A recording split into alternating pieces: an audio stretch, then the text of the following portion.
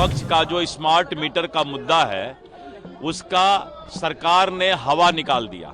Anti narcotics task force highly professional बंदे higher कीते ने, चाहे वो लॉ अफसर होण, चाहे वो फोरेंसिक दे होण, चाहे होर जांच दे अधिकारी होण, ते अपनी होणगे इन्हां दे। पंजाब सरकार में है नशे के खिलाफ जीरो टॉलरेंस। पंजाब सरकार का एक और कठोर कदम। शिकायत दर्ज करवाने के लिए मैसेज करें 9779100200 पर। नशे के खिलाफ हमारा साथ दें। और जब हवा निकल गया, सरकार ने सब्सिडी रेट में गरीबों को बिजली देने की घोषणा कर दी। अब स्मार्ट मीटर का कोई मतलब ही नहीं रह गया। स्मार्ट मीटर के बाद भी अब गरीब को पैसा बहुत ही कम लगेगा। अब कहता है ना कि बूझता दीपक अंतिम में लौ ज्यादा करता है, तो ये लोग सब बुझने वाले हैं। इनका अंतिम समय अब आ गया है। नीतीश कुमार जी की सरकार इसके लिए एकदम गंभीर है, प्रतिबद्ध है, और यही कारण है कि हमने सब्सिडी रेट में जो है गरीबों को बिजली देने का चिंता किया।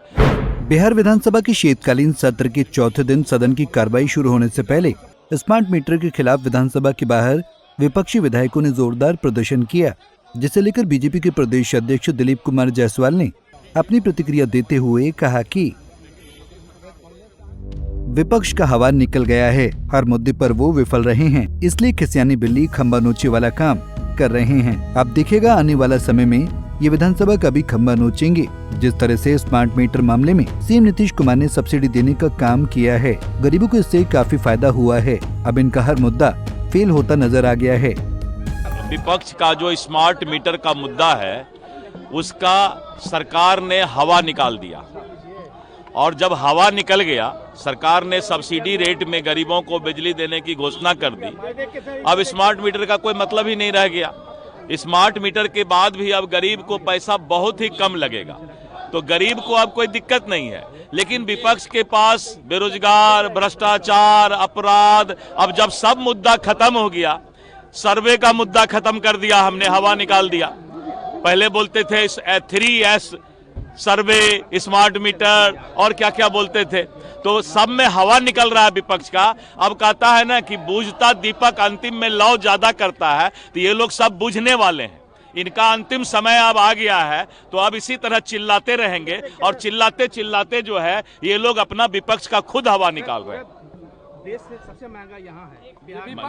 मैं बोल रहा हूँ ना कि आप इतना निश्चित रहिए कि बिजली की समस्या दूर करना, जो उसका रेट की बात है, महंगाई की बात है, नीतीश कुमार जी की सरकार इसके लिए एकदम गंभीर है, प्रतिबद्ध है, और यही कारण है कि हमने सब्सिडी रेट में जो है गरीबों को बिजली देने का चिंता किया। आप एकदम चिंता मत कीजिए, ये लोग इसी तरह हल्ला करने वाले, विपक्ष को कोई काम तो होना चाहिए ना, तो अब हल्ला करना इनका काम रह गया है और कोई काम नहीं है। राबड़ी देवी अलग से मिथिला राज्य बनाने की मांग कर रहे हैं। अब तो चंपारण राज्य, हम भी सीमावर्ती राज्य, मिथिला राज्य, लोग मजाक मजाक में, नेता लोग भी आजकल बहुत बात बोला करते हैं।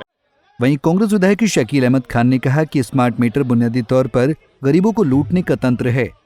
स्मार्ट मीटर बुनियादी तौर पर गरीबों को लूटने का तंत्र है, इसलिए स्मार्ट मीटर को लगवाने के मामले में, और जो कंपनी स्मार्ट मीटर बनाती है उस कंपनी से मर्सिडीज लिया गया, ये तो जग जाहिर है, जेल में है।